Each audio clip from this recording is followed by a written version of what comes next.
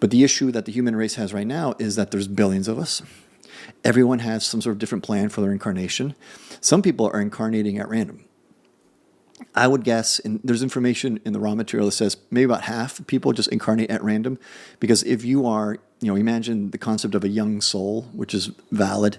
If you are, a relatively young soul, let's say your higher self still has a lot to learn, a random incarnation may be really useful to you because everything is useful to you. All catalyst is going to provide an interesting learning opportunity. So you have people incarnating at random. You have some people that are becoming aware of their spiritual development throughout lives. So in the in-between life stage, they're becoming more and more aware. Those higher selves are developing more and more.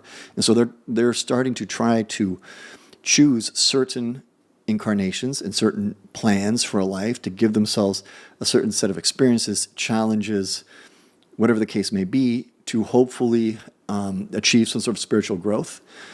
Because remember, it just happens to be the case, and I think it's because of the restriction of free will that we experience while we're incarnate, that being incarnate gives you an opportunity to develop spiritually much faster than you can in the in-between life stages. The issue with being a higher self in the spirit realm is that spirit realm is extremely reactive to consciousness, and you can create anything around you.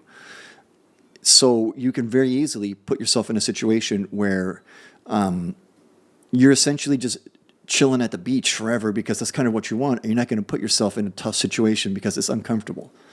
And you might know that. And if you knew that at any moment, if you're going through a difficulty, you can just snap your fingers and the difficulty goes away.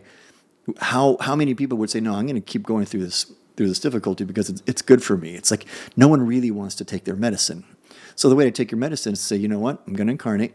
I'm going to have no memory, and I'm going to have very limited abilities in terms of, the